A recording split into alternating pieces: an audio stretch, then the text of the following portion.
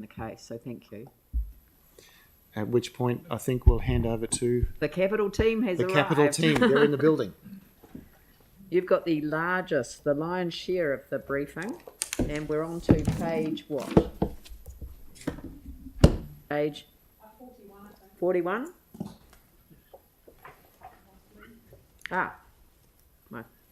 I stopped at exactly the right page. Right. Thank you. Right, kia ora koutou. I'll go through the capital program now with the help of the heads who are in attendance, and just put some markers and reminders where we got to from the Tuesday briefing, which was very useful, and they're included in these slides as well. So I'll provide the financial overview of the total program. We'll look again at that sensitivity analysis just to remind ourselves where we came from there, and then get into the detailed or more detailed service areas to show those commitments, and particularly addressing that question of how do we lift performance in 23 and providing assurance on those proposed and recommended amounts for next year. And we've got the community board summary we went through fairly extensively the other day, and I'll just draw to your attention the pluses and minuses within there, and those things that were in the LTP, wrapping up with a total picture and the overall view.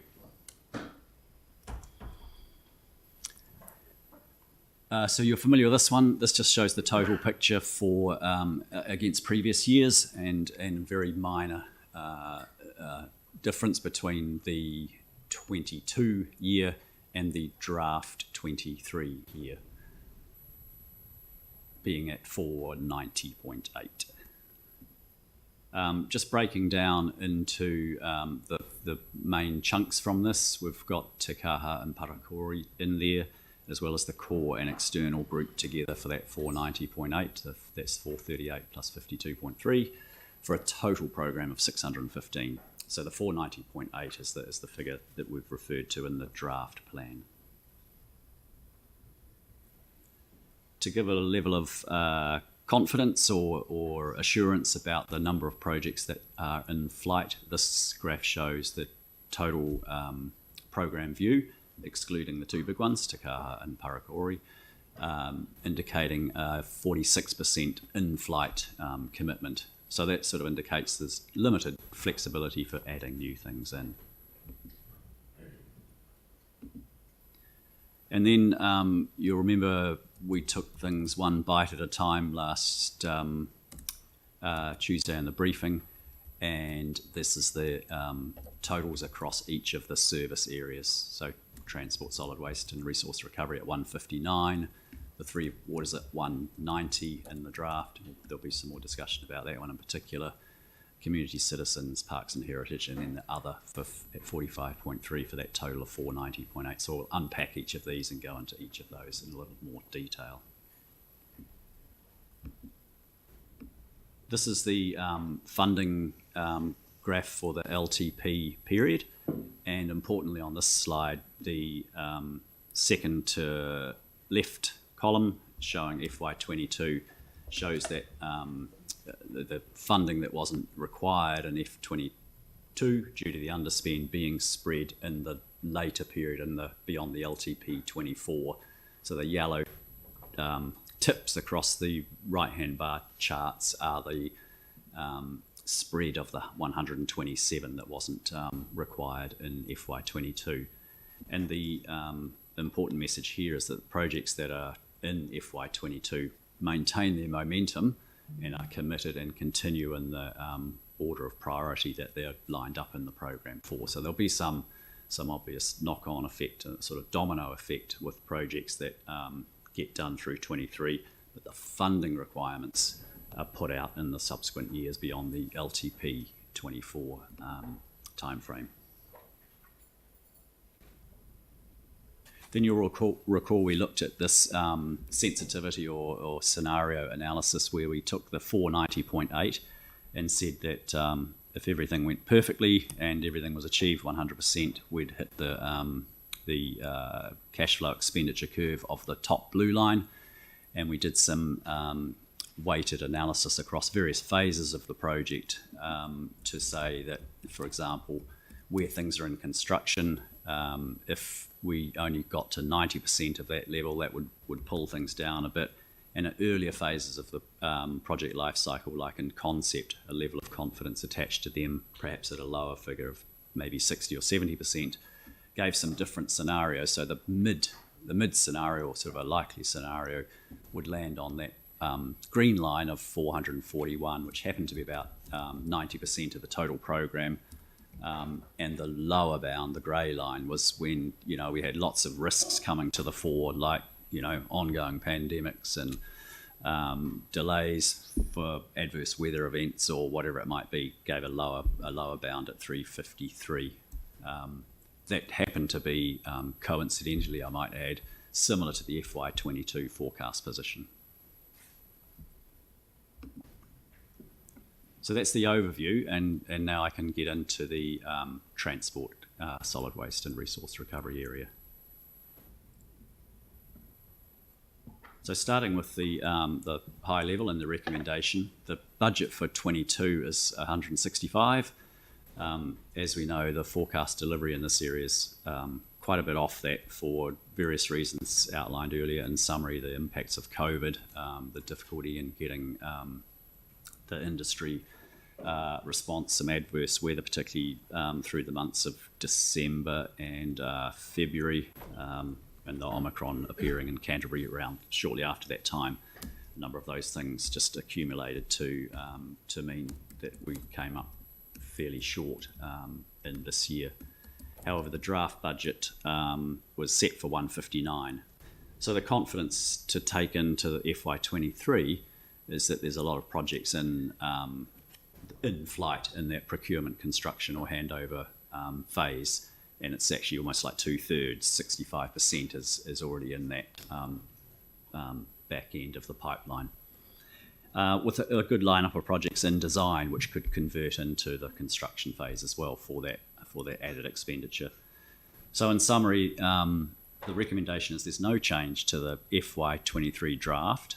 I would note that there's other projects, the Hallsville Road extension and the Barry's Bay remediation do have additional funding coming in through other considerations, but those funding requirements are not required until FY24, therefore they don't impact this annual plan.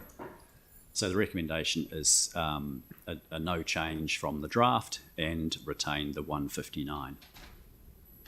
So how are we going to get there? Here's an overview of some of the assurances and commitments that are there to meet that 159 target. There'll be a key focus on the reseals program. That was one of the areas that fell away a bit in this current year, with some strong prioritisation and planning ahead of that sealing season to make sure we have every chance of achieving that program in 23. Hallsville Junction Road's underway. There's that additional funding request. There's a lot of activity in the Cyclesway program, with a number of contracts awarded and Heathcote tenders, for example, about to be awarded. They're currently under evaluation. There's some other big ones that are already on site. Lincoln Road, programs around the lighting upgrades and traffic signal renewals. So I think one of the successes in the past has been the strong connection and engagement with community boards and council to maintain support, and particularly also the contracting industry, maintaining strong relationships, good communication and partnerships, and maximising the use of those panel and framework contracts that are in existence. And importantly, like in some other areas as well, having some projects in the drawer or on the shelf, as others say, to allow substitution. If we get a hiccup in one area, we can replace it with another, and that's particularly pertinent in the program space where you've got programs of renewals or reseals and such like. So just picking up on the community board feedback, which we spent some time on the other day as well. Nil implication to FY23, and in the status column I've signalled where the funding lies in each of those future years. The only one there is number 13, the Cobham Intermediate footpath. That funding's been released due to, after discussions with Ministry of Education, the inability or lack of feasibility to include that footpath through the school. And that actually comes through on the next slide, second one down, number 17. That 180 with a neutral effect allows us to do some more work around the cycleways connectivity, particularly in the northeast, which would probably identify further exploration of those needs in the LTP 24 program. So all the others are nil effect on FY23. They're either in the LTP program in the current FY23 year or subsequent years, as signalled by the slide. So I can pause on transport at that point, Mia, Dalzell, and see if there's any questions. So, but generally speaking, we've got, the councillor's position that they came to on Monday. And so is that worth focusing on first and then opening it up for questions? Yeah, so the position that we came to, having gone through this information, was that we were comfortable to proceed as per the LTP. There was a high confidence, after some questions and answers of staff, in deliverability across the whole programme. That's right. Okay, so are there any additional questions from that? Yanni? Yeah, thank you. So I guess what worries me is sometimes these responses are only driven from the verbal submissions, not the written submissions. So if I take 17, where there's more funding for cycleways, laterals, northeast, there's submissions talking about doing stuff in Aranui. There were verbal submissions that came through around that, but it's not really addressed. So I'm just trying to find the best mechanism. I mean, I'm happy to put the amendment in. Is that the best thing to do, to get that looked at?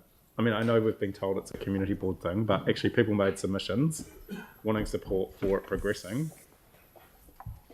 So for clarity, councillor, and I have just checked my expert behind me, it is not just the verbal submissions, it is the written submissions. All of that information is collated and passed to the officers. Right, cool. So I'm just trying to understand then how 17 doesn't include Aranui in terms of the other things like the pedestrians. The bus routes.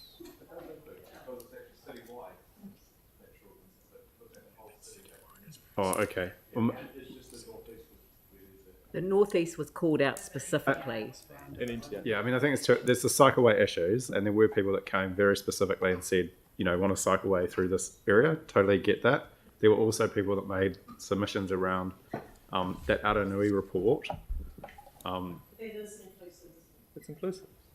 Well, then maybe it needs to refer to that. Anyway, just the other thing. I mean, again, like it's raised like with the Phillipstown one is there's no timing and no budget, and so it's really hard. I don't know whether I need to move an amendment because I don't know what the scope of that project is, what the budget is, and when the timing is. So this is the number 2, the active transport level of service enhancements. So I'm not quite sure how I deal with that. Well, the recommendation is to maintain the LTP position, and if there is if you have an issue with that, then you need to move an amendment. Okay, cool. But I don't even know how much money's on budget at the moment or what the scope of what's being done within the current LTP is. I don't know what the LTP position is from that response. And you've submitted a question on that. This was a question that was raised in the... And the responses have been provided, is my understanding. All the responses have been provided. Oh, so okay. the Is there further Phillipstown Okay. query is, this was raised as part of the long-term plan. Yep.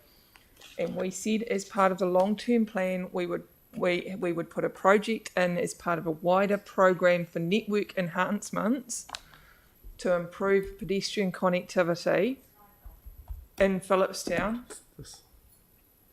Oh, sorry, I feel like this is deja vu. We've already had this presentation in our briefing. The Yes. concern was raised when this information came through that it would be good to see what the quantum was under that item 2 and what the timing was. And it is underway at the moment, as was responded in the queries, and it's being schemed at the moment for construction next financial year. It's being done, and and my understanding from the team is that the community board have been briefed on it. Page 15.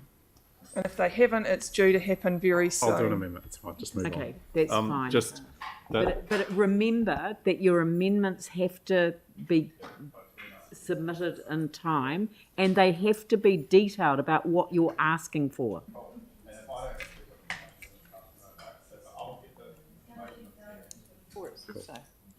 yeah, I don't think you guys understand. Like when we get program budgets, Yanni, do not underestimate our capacity to understand what's going on. Thank you. so like in Opawa at the moment, where people have wanted safety improvements made, the problem is that the budget only includes Which one have you one moved element. on to? Yeah. So anyway, so I just wanted to flag the whole Gloucester Street AAC thing. So I'll put those questions in anyway. Yeah. Mike. Thank you. Just a quick question around process. In terms of 17, where the recommendation is to allow it, will that just be automatically included in the report that will be adopted, or do we have to do an amendment to do that? I think that's to be included, isn't it? That will be included. Yes, So the 180 effectively, is just Okay, been no, I swapped. understand. Yes. That's cool. And the other one, I did watch the briefing, so thanks for raising it. I still don't quite agree with your reasoning, so I'd like to have a offline conversation about the Langdon's Greer's 3-year timing. But we can have that offline. Okay. Yeah. I've got Jake and then Jimmy. Just jumping back to Phillipstown with a slightly different question. In the LTP, I can see a project 916 Ferry and Morehouse Corridor improvements. Which of the projects in the spreadsheet does that pertain to? Is it separate there again? It's separate again. It's different. So the Ferry Morehouse corridor improvements is about widening and bus enhancement, bus priority. So it's a different. This is a different project, and this is about the pedestrian. No. Yeah. So 916. Does that mean it's the top one there? Essentially. No, none of these are 916. Okay. Cool. Yeah, that's a different project to 916. Okay, Jimmy Chen. Regarding to the request, Housework Junction Road request, another $5.5 million you mentioned put on the financial year 24. Now any impact to this year. But regarding this issue, whether still put on the meeting minutes of this annual plan, like the council agree, approve the 5.5 million, or just delay to next year financial year, just consider this issue. No, it's a How we need to consider beforehand, am I right?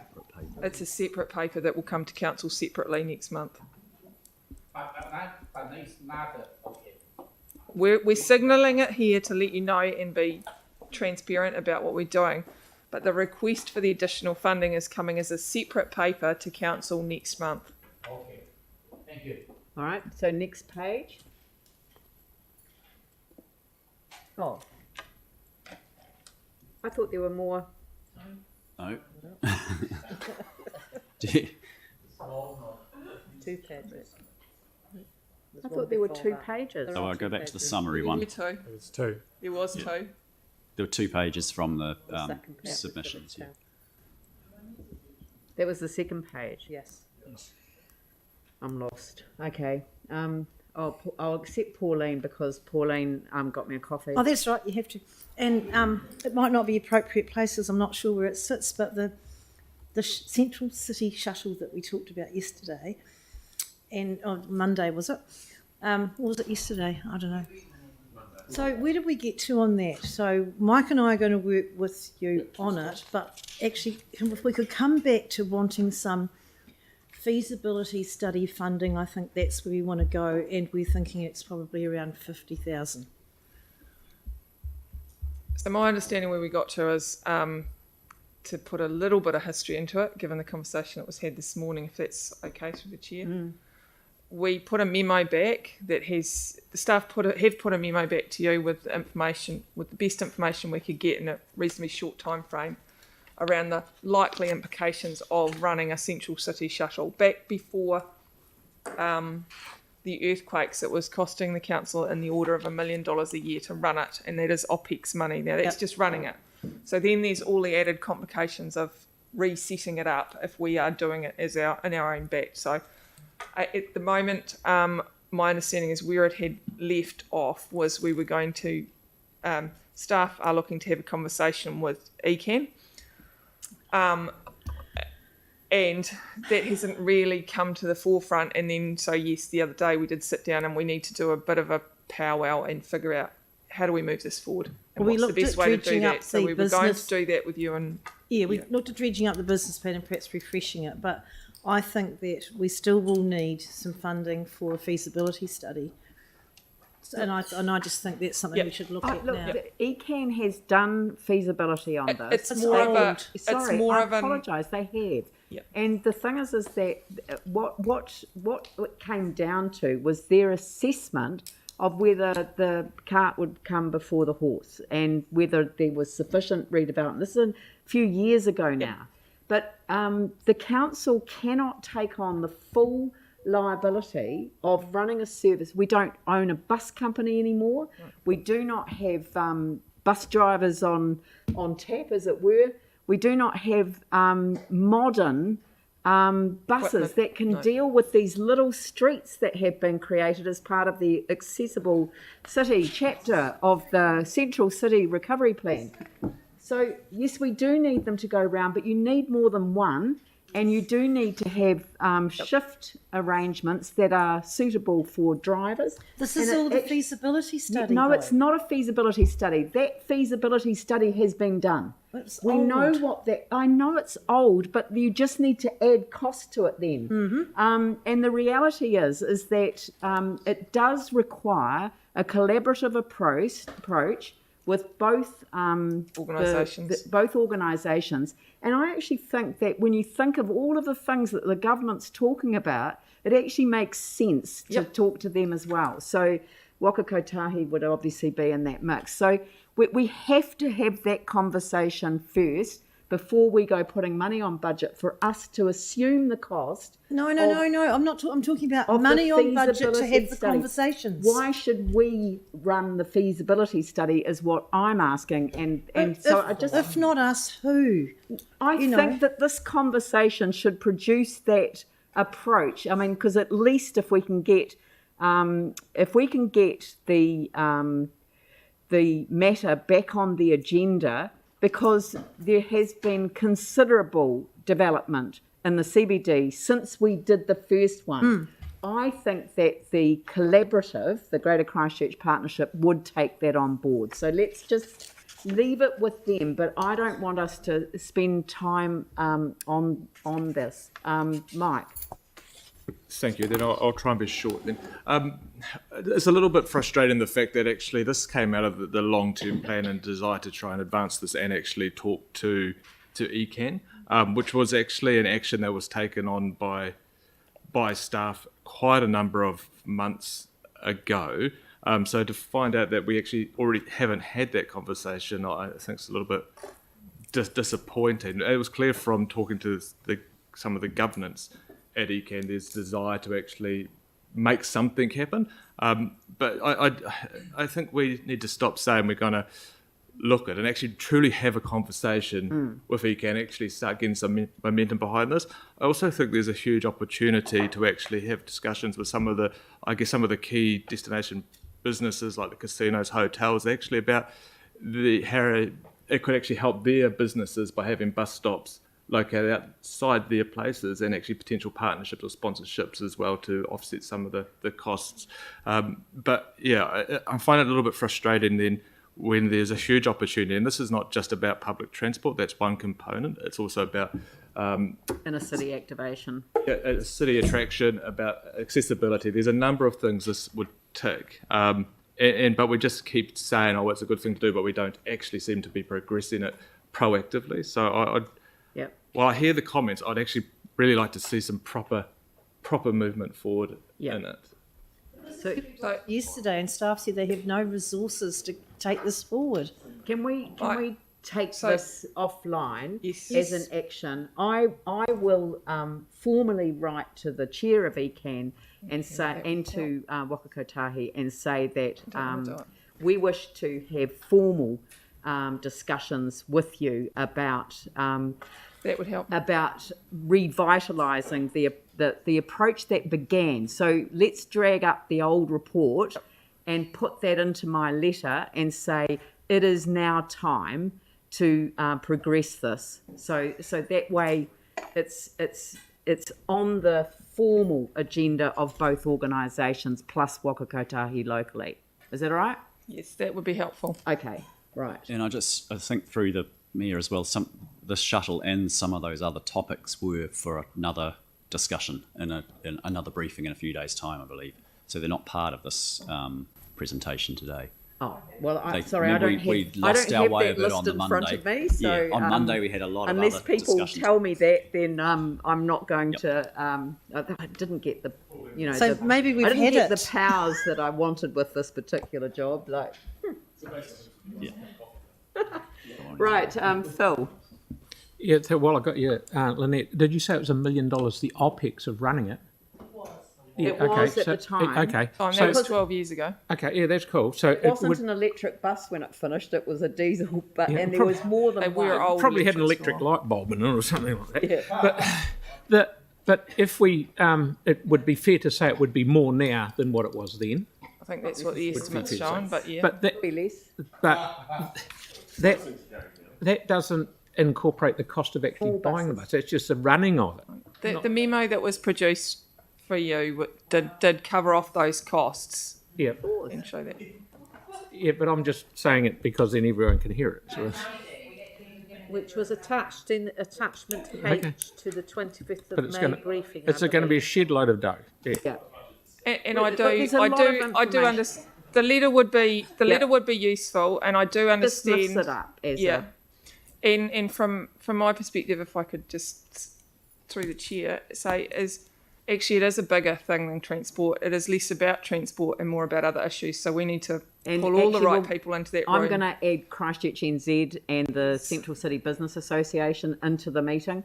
So I'm going to write to them as well. So at the back of the room, who is taking notes for me, I want a letter to ECAN drafted for me to look at, and I want it copied to Waka Kotahi, to CCBA and Christchurch NZ on the basis that that we review the report that was previously done for the it was the Joint Committee on Transport, I think, public transport that used to exist, and but now the Greater Christchurch Partnership would pick it up. So let's move this along. Next item. Yep.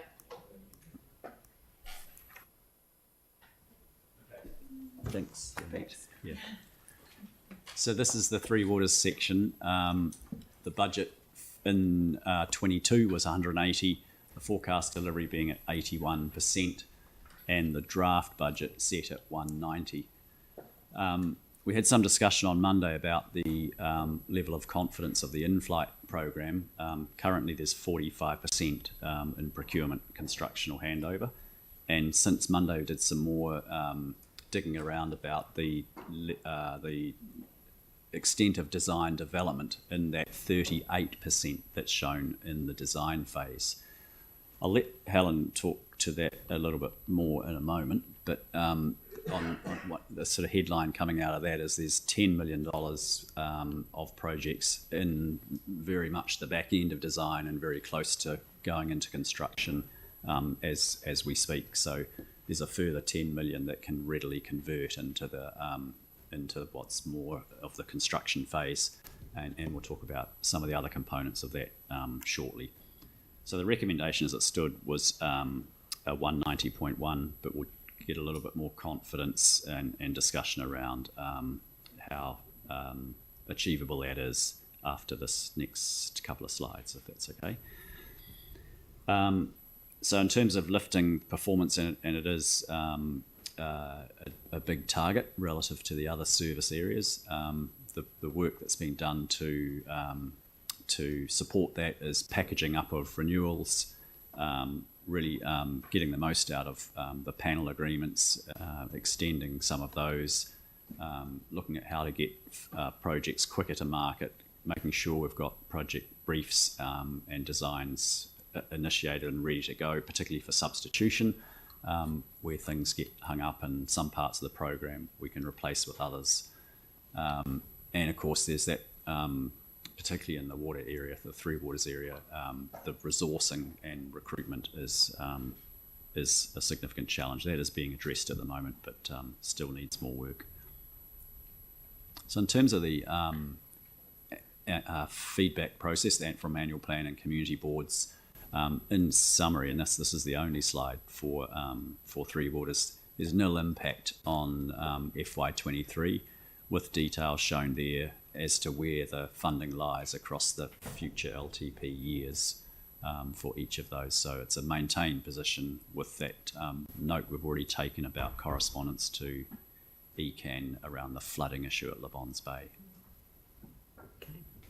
So that was generally the feedback that councillors gave. Andrew? Thank you. Given the public nature of this session, the information, can we go back to the slide that we just had there, please? Yes. The Le Bons Bay Batch Holders Association will need to contact Environment Canterbury in the first instance. What really needs to happen here is that council staff or management, City Council, need to talk with Environment Canterbury staff or management to make sure that there is no gap between the work of the two organisations, and roles and responsibilities and funding are well understood.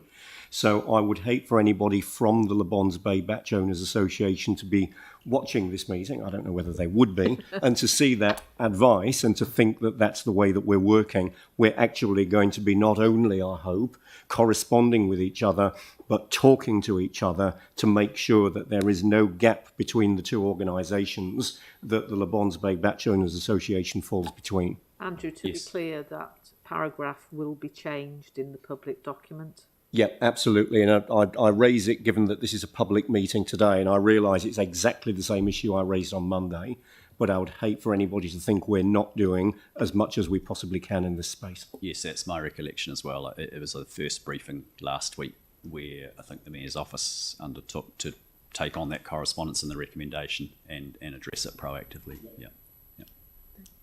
Okay. Were the Le Bons Bay Batch Holders Association told this when they put in their submission? Were they advised that it was an Environment Canterbury issue at the outset? If you remember the question that I asked when they were sitting at the end of the table, I asked them if they'd had any contact with Environment Canterbury, and they told us that no, they hadn't, because they'd been advised that it was a City Council issue and ECAN had no responsibility because they didn't have a rate for that particular area. The advice that we've received since then, obviously, is that the responsibility and the rate are two different issues. But this needs to be worked through properly. Yeah, it does, because I worry that people, came to make a submission and then the advice is received that, that they need to contact, which is why I'm pleased to hear that they're going to change the wording of that. Sam? Yeah, thank you. Helen, we talked about it on Monday. Can you just, I guess the public-facing side of this is we're looking at delivering 145 mil this year. You're wanting 190 on budget. Can you just talk us through, and I know you've touched on a couple of the changes, but how realistic it is to achieve that, and I guess that confidence in the ability to deliver? Yeah, so first of all, you will note that there is a large amount sitting in design, and we have gone back and had a look at that since the question was asked, and so 10.7 million of that, so a little more than a quarter of that design work will be in procurement by the end of June. So that's all ready to go, and that's generally the balance in there. So about a quarter of the work in there is just gone in, about half of it is well developed, and another quarter is just about ready for procurement. Yeah, 10.7. Yeah, so that's moving through design. One of the things we've done a number of things to assist delivery. So first of all, we talked about enabling substitution. So if within the water supply mains program or the wastewater mains program, for example, which are very large programs, when we encounter delays that we on one project, that we're ready to bring forward another one. And that means having designs ready in the drawer that we can pull out and go. And also to enable that, we've introduced a new level of governance within our own program. So for the water supply program, the wastewater program and the stormwater program, we have a new layer of governance that looks at, it takes a program level of view of delivery and ensures that those substitutions and change requests come through much more quickly and efficiently than they have in the past. One of the other things we've done is have a look at what causes those delays. One of the issues is consenting, and we're looking at a more global approach to the common delays in consenting, such as dewatering and what to do with drainage water, archaeological authorities, and how to get those through. So that's also underway. In fact, the archaeological authority one is well advanced. And the other thing that delays us often is electrical and control upgrades at our pump stations. So whenever we touch a pump station, we first of all have to bring it up to new health and safety standards and electrical standards, and we also want to bring it up to standard for our smart water networks. So we've put a dedicated project manager in for those electrical and control system upgrades across the whole of the program to try and short circuit that, if you like. It's a very bad pun. And get that work, make sure those delays don't happen, that they don't slow down our pump station and reservoir programs. So that's working. We also talked about the new panels going in place, and you may recall that I said to you that those new panels would be in place in October. They will be awarded in October, but the panels will become operative and come in force in January. So we're going out to tender in July, award October, and then the new panels in place end of January. So those are the things that we're doing to ensure that we can deliver on that 190. And I guess probably a really stupid question, but you talked about having designs in the drawer. Are there any designs sitting in the drawer now for future years? I'm just thinking, obviously, Yes. with the reforms coming now, are there things that we can pull forward and do, given there's a risk that we may not get them done, I guess, in terms of priority with these new entities? So have we got stuff in future years ready to go that in theory we could start delivering now? Yes, we do. However, we have a capacity constraint, so if you're talking about adding to the 190, we're not recommending that. No, I guess what I'm trying to understand is if we've got, and sorry, it's probably a weird way of getting there, but if we've got designs in the drawers now, but yet we're struggling to deliver for this year at 146 mil, I guess, is there any reason why we haven't pulled forward that work to get more of the capital program done? A lot of the impact on this year is related to COVID. Right. So we've had a lot of delays relating to COVID rather than to availability of designs or contractors. Okay, and we're, I guess, as confident as we can be in this coming year. It just seems like a really high. We are. So and I don't want to put unnecessary pressure on your team when you're already stretched, and it's stretched nationwide. So, I mean, are we setting you up to fail by putting that much on budget? No, I don't think so. The step up next year is much less than the step up last year. Yeah, but so the 180 to 190. Yes, I know, but Without it's 145 to 190. Yeah. I mean, I know that it's 180 to 190 on paper, but the carry forward is, shows what you delivered. That's correct, and we will have some carry forward as well. Yes, I know, and that's what I'm you're giving us reassurance that you can deliver that, even though there was quite a shortfall, and you were saying that the COVID impact was probably the most significant impact, and that your levels of confidence now are reinstated to the confidence that you had taking on the 180. That's correct. Okay, all right. Okay, Phil? Yeah, just roughly, Helen, out of the, whether it's 146 or 190 that you get, out of that, roughly how much is design and how much is actually putting it in the ground or making a...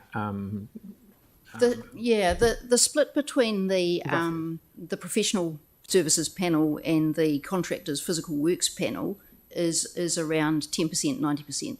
So most of it is in the physical works. Oh, good. It's not the other way around. Thank you. The vast majority of the expenditure is in the physical works, yes. All right. Okay, look, thank you very much, and thanks for the effort the team's putting in. We just know that there are huge challenges in front of Three Waters at the moment, so it's good to see. Thank you. On to the next. Yeah, okay, thank you. I'll move on to the communities and citizens.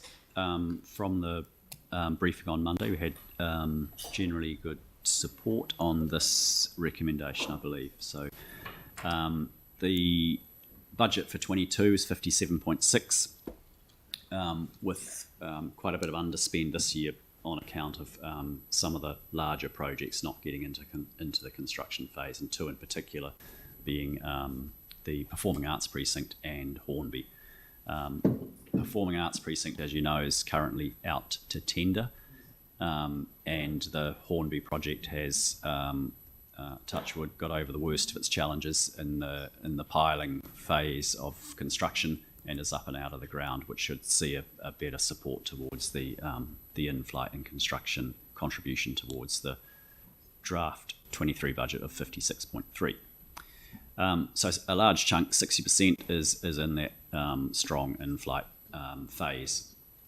The recommendation is with a slight bit of rephasing on account of the delay in getting performing arts to tender, that would reduce the FY23 provision from 16.3 to 13.9, a net reduction of 2.4 million, but retain the balance of the plan, giving a recommended position for 23 of the 40 million plus the 13.9 for 53.9. So slight reduction. I've talked about Performing Arts and Hornby. Those, as I've alluded to, were quite chunky in FY22, contributing almost 10 million to the 22 program. Because of the delays, contributed to that underspend. And just a strong focus from that team on the planning and delivery across the program, and particularly landing a good tender for Performing Arts Centre should see things converted well. So there's a couple of slides on the feedback 3-4. Sorry, Andrew. Before you go to those slides, could you also just deal with the query that was raised in relation to potential cost escalation because of the inflation position for Performing Arts, recognising the proposal of actually just changing the timing on the money? Yeah, I mean that's across the total program, of course, and it's one of our program level risks in terms of escalation. So it would exist in any project, even variations to projects that are already under contract. So cost escalation and inflationary pressures are a program-wide risk, and I don't think need to be attached any more specifically to one project or another. Where there's lump sum contracts, of course, they're lump sums, but variation provisions would potentially allow, depending on contract conditions, for inflationary provisions in there. So it's a program-wide risk. All right. So, yep. Yeah. Is Mary online? I don't know. Oh, she is. Mary, did you have... Yes, yep. Oh, you know how we talked on Monday about the court theatre? Is that still being worked through?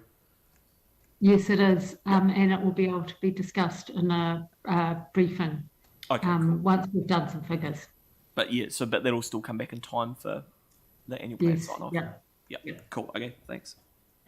Okay. So, and these are the lists of the key outcomes from community boards and the recommendations which councillors have generally given support for. Yep. That's correct. And in terms of the FY23 implication, there's none I need to draw to your attention because there's nil impact on that.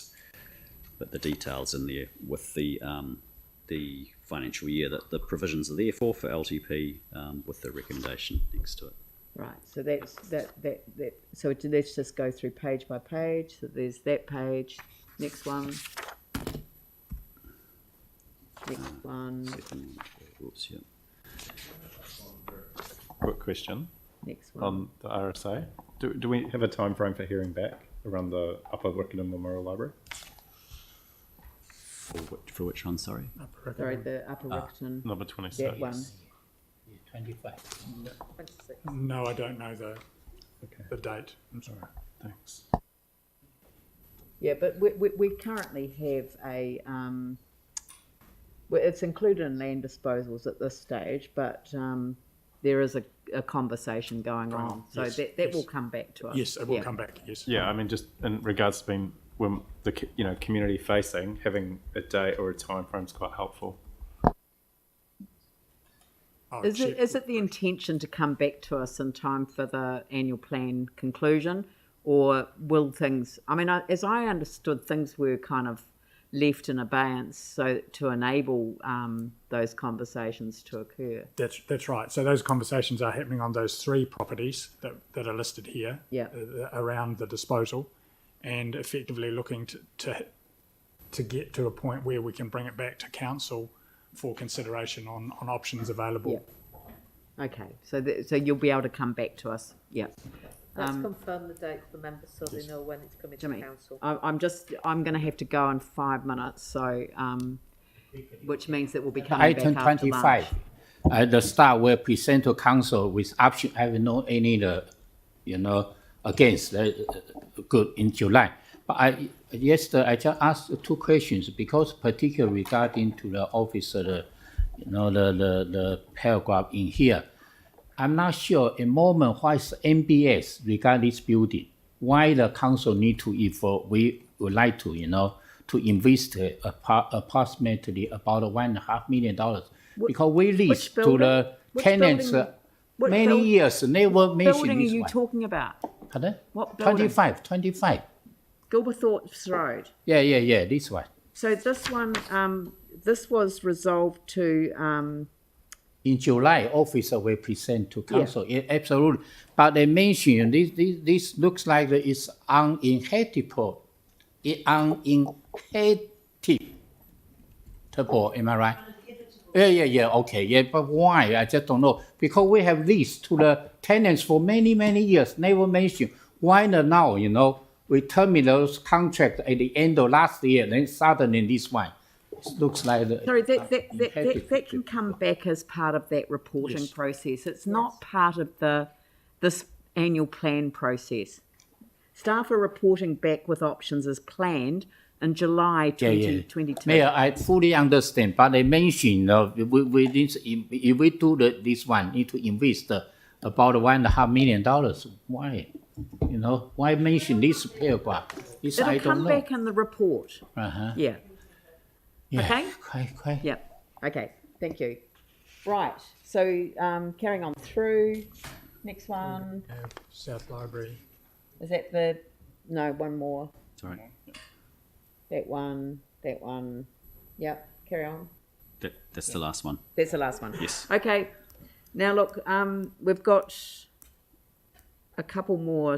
We've got all the parks, and we've got the 2 other capital elements of the program. Yep. Yeah, and some of the others. So we might as well adjourn the meeting now and come back at 2:00 and complete the meeting. So I think probably we're likely to have about half an hour after lunch. Is that a No, I think that's reasonable. Tempting fate. Okay, so if we be back here at 2:00 and we'll start the briefing again. Thank you.